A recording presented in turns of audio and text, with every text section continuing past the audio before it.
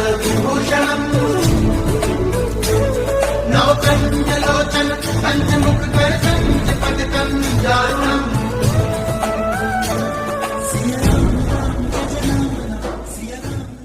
महाराज जी के आज के विशेषांक में रक्षा सूत्र परिवार के सभी सदस्यों का हार्दिक स्वागत है। बाबा जी के भक्तों को राम राम। उस वर्ष मुख्य स्नान के पर्व के दिन स्नान का पवित्र मुहूर्त रात्रि 1 बजे से 3 बजे के बीच नियत था।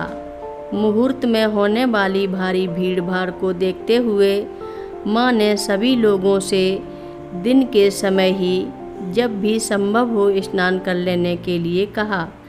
माँ के साथ अधिकतर बुजुर्ग लोग ही थे और उनके लिए संगम तक रात में जाना कठिन था।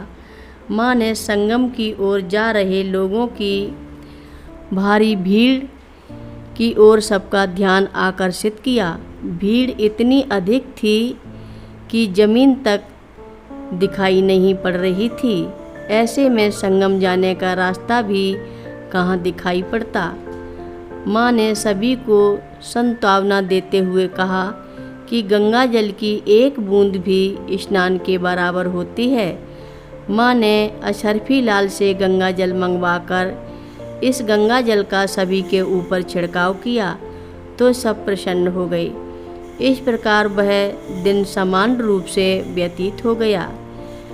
टेंट में सायंकाल की आरती के बाद माँ ने रात्रि का भोजन प्रसाद ग्रहण किया और विश्राम के लिए चली गईं। रात करीब 11 बजे माँ ने मुझे नींद से जगाया और बोली, चल संगम चलते हैं।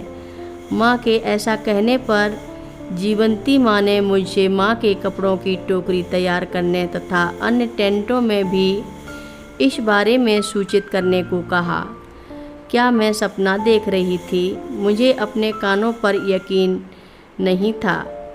तब मैंने जल्दी से शिविर के अन्य तंबू में जाकर माँ का निर्णय उनको सुनाया। मेरी बात सुनकर सब लोग इसे एक परिहास समझकर हंसने लगे और अपनी अपनी रजाई में फिर से सो गए। थोड़ी देर में माँ जब टेंट से बाहर जाती दिखी तो सब लोग जल्दी जल्दी तैयार होकर माँ के पीछे चल पड़े। भारी भीड़ के बीच चलते हुए हमने आपस में एक दूसरे का हाथ पकड़कर एक श्रृंखला सी बनाई ताकि उस भीड़ में कोई बिछुड़ न जाए और राम नाम कीर्तन करते हुए हम संगम तक पहुँच गए। संगम का वह दृश्य अविस्मरणीय था। विशाल जन समूह था और प्रत्येक का एक ही ध्येय था। गंगा जी के पावन जल की एक बूंद चारों ओर ऊंचे ऊंचे टावरों से तेज रोशनी पड़ रही थी। लाउड स्पीकर पर जल्दी जल्दी स्नान करने की घोषणा दी जा रही थी। संगम के किनारे एक विशाल तटबंध बनाया गया था। लोग गंगा जी में स्नान कर जल्दी जल्दी बाहर आ रहे थे। जीवन रक्षक दल के जवान खाकी वर्दी में सबको सावधान करने के लिए सचेत कर रहे थे। उस दिन सुबह ही मैंने कुछ दूध के पैकेट, चंदन, फूल, गेंदे के फूलों का हार, नारियल इत्यादि स्नान के पवित्र मुहूर्त में माँ की पूजा करने के लिए एक झोले में पहले से ही रख लिए थे। संगम के दृश्य को देखकर लग रहा था कि इतनी भीड़ में तो पल भर का ही स्नान हो पाएगा। संगम पहुंचने पर माँ गंगा जी की ओर बढ़ी। इसके आगे जो देखा कि वह अविश्वसनीय था। जैसे जैसे माँ आगे बढ़ती गई वैसे वैसे वहाँ से भीड़ हटती चली गई। किनारे पहुँचने के बाद माँ ने गंगा जी को प्रणाम किया। मैंने देखा कि करोड़ों की उस भीड़ में 10 फुट के एक वृत्त के अंदर हमारे आसपास कोई नहीं था। पहले दोनों माँ ने गंगा जी में प्रवेश कर स्नान किया। उसके बाद सब माइयों ने माँ का हाथ पकड़कर गंगा जी में डुबकी लगाई। फिर जब माइयाँ माँ के चारों ओर घेरा बनाकर गंगा जी की स्तुति गाने लगीं, मैंने सही अवसर जानकर एक एक करके पूजा का सामान माइयों के हाथ में पकड़ा दिया।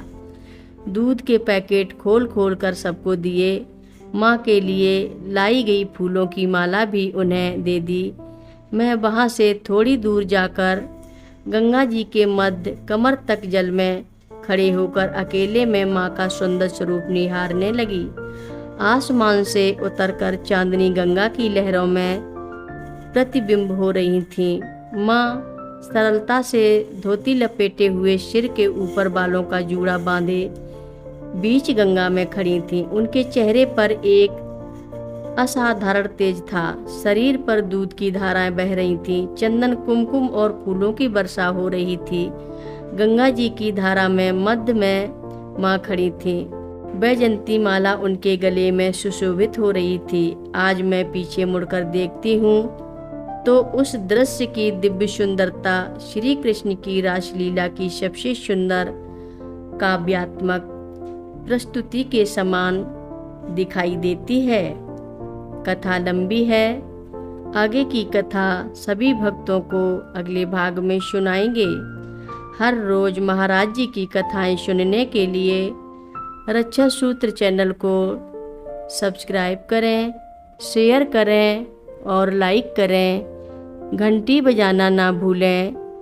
कमेंट बॉक्स में लिख भेजें जय नीव करोरी बाबा जी महाराज। सभी भक्त मिलकर बोलो नीव करोरी बाबा जी महाराज की जय बोलो, सिद्धि माता की जय जय बोलो।